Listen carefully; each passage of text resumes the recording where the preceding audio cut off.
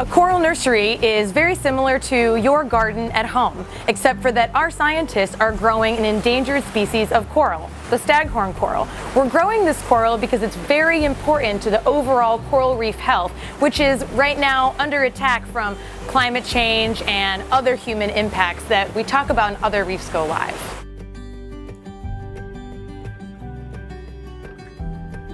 The coral that we're choosing to grow in our CCMI coral nursery is right here in front of me.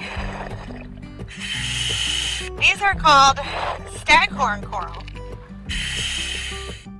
As you can see, we only have one type of coral growing in this nursery, and it's this one called staghorn coral, as I said, or Acropora cervicornis.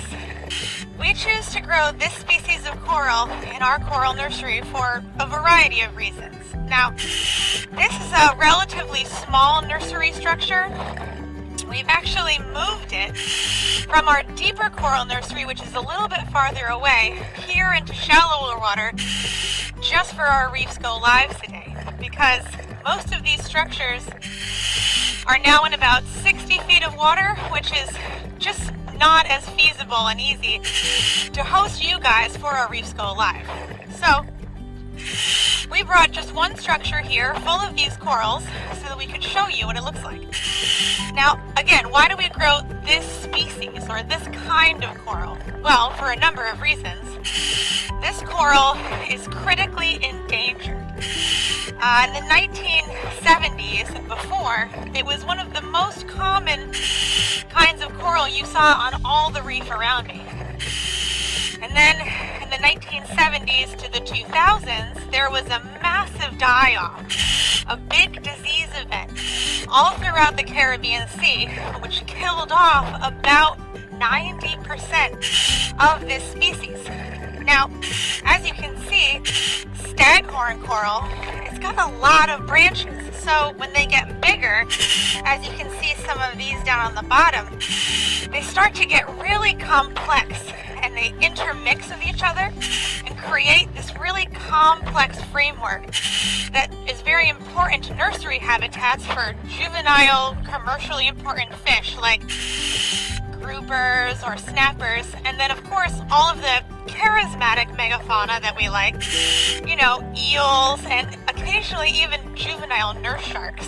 So there's a lot of reasons that we chose this particular coral over another.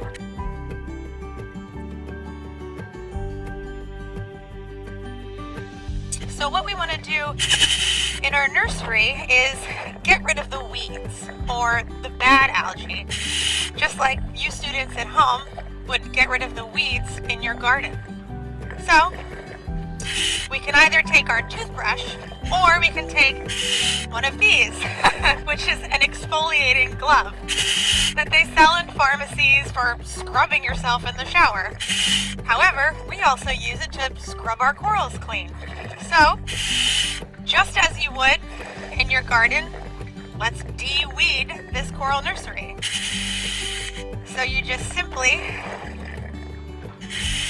clean this monofilament line that we have the coral hanging on.